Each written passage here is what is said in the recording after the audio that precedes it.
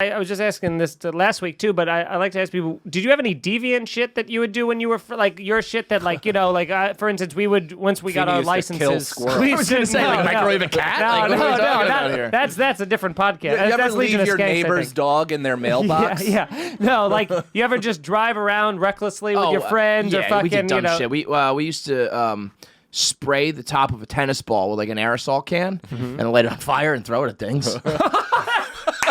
Don't you dare act like you didn't know what I meant when I said deviant behavior. What do you mean? Like this exact Throwing example? fireballs around? Yeah. Like this American Gladiator board? Yeah, we used to throw it at like the bus that would go by on Boston Post Road. And then there was one time where a car like stopped and a mom got out and like was like, I have kids in the backseat. And I was like, yeah, we should probably stop throwing fireballs at kids. Like that's super dangerous, guys. Oh my God. That's like that scene in Butterfly Effect where the mom goes out with the baby to the fucking mailbox and they put a cherry bomb in it and it just blows up the fucking baby's face. Yeah. God, that's a good movie.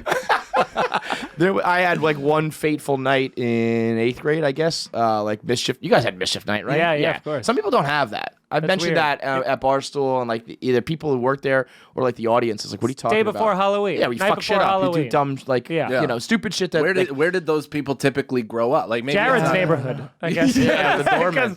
And then it's one of those things like I don't know. Looking back on it, I'm like that's like my least favorite memory about myself. That I was like, I think that's so trash. You know, vandalizing, fucking people's stuff up. It's like, but we were egging houses, and this guy ran out of his house. And I'll never forget. We all started running, and he like grabbed one of my friends, and then he like backhand punched my like best friend, and we all took off. But he got those two. And brought him back to his house, and kind of was justified because we were like throwing shit at his house, but also he was like punching and dragging 14-year-old boys. So like the cops ended up coming and like were like giving us shit, being like, because we almost got the cops ourselves, being like, I think my friend's being like kidnapped and raped in the basement. Why are they beating my Why they're killing my friend? And they're looking at us in like black hoodies and like hats, like, so what are you guys dressed up to be for Halloween? Like, you assholes, like we know what you're doing. And so they were giving us shit. We signed up to egg houses, not be attempted murdered. Basically, I remember kind of being like, listen, I know we're in the wrong here, but you got to respond like in kind. This is a little ridiculous. But yeah, I remember that guy. They were like, we were like, I was like collecting my friend at this little like local Pelham police station. It's like a little house, and I remember them like screaming at this guy, being like, "Oh, you're a real tough guy beating up 14-year-old boys." That was my first and last like vandalism. I was like, okay, I remembered having my one of my best friends growing up figured out that power at so much earlier than me, and I was in awe. No, he was when we were 16 and fucking shit up and like mischief night and all that other stuff. There was one time where he got into an argument with some other dude that lived like across the street or down the block from him or something, and the guy came out, and this dude was like big, but he was definitely in his late 20s, and he was like puffing his chest at us, and we were all kind of backing down, except my one friend who was like, "What are you gonna do, pussy?" Beat up a kid? He goes, "You're gonna hit a fucking 16-year-old pussy? Go back inside." And the guy's like, "You're right. You're lucky I have a wife to strike." And I then went back to, but it was unbelievable. I'm like, oh my God, for the next 2 years, we're invincible, baby. Right. If that was Cat Williams, that kid would have been fucked.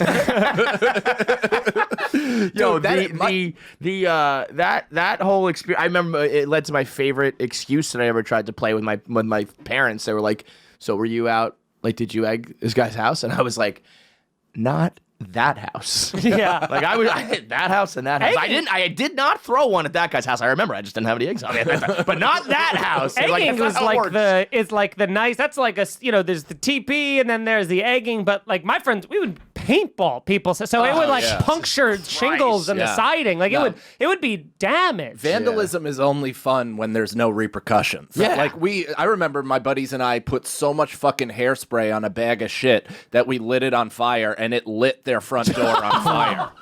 Like it they were never able to get out. And then they all died in the flames. You could read about it. It's public record. Yeah. But I had a house for like a minute, and I just like being a homeowner was like the worst thing in the world. I had to worry about shit I don't know. I had to fix things I can't. Taxes. So you live in the suburbs now, but you rent. Yeah, now I'm back in like an apartment where I belong. I'm a renter. Yeah. And I just remember thinking like, oh my God, if I ever like saw some kids like trying to burn down my fucking front door, I would punch him in the face and bring him into my basement. Of course. I understood that guy in that moment. I was like, that's so fucked up, man. I was talking to my sister about that, like during the riots and protests and stuff like that, and we were having just a nuanced conversation about it.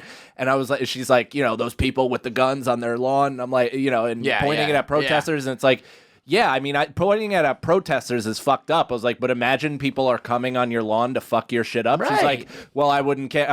She's super young. On the other side of it. Right. And I'm like, well, okay, now pretend my son and my sister's daughter are there, and they're coming to the house and fucking it up. And she's like, okay.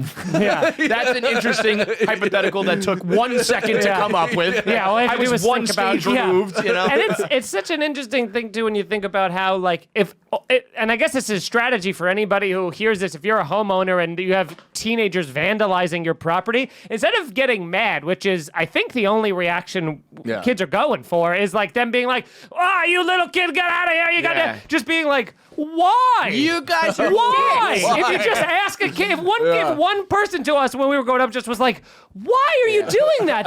That's causing me so much problem. We would all been like, I don't know. I'm so sorry. That's too personal. That's what we do. Yeah, it works. I'll be here Saturday with the paint can. I will say this though: sometimes a good adult beating, maybe not to that extent, is good for the rep. Because my buddy's dad, right, who's a short guy, definitely played sports as a kid, but definitely looked like a dad, right? Yeah. He their house, it's Halloween or before Halloween, the varsity quarterback who was like playing Division III football, so so he's like a solid athlete, could really run very fast, all that stuff.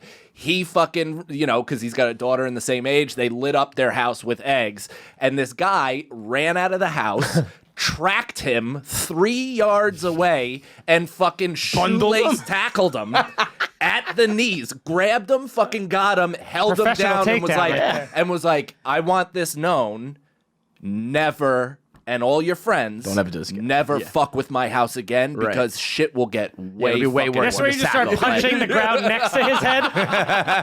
Look what I could do. You come up with grass on your knuckles. Yeah. And you're like this. That's when you want to make your Irish goodbye.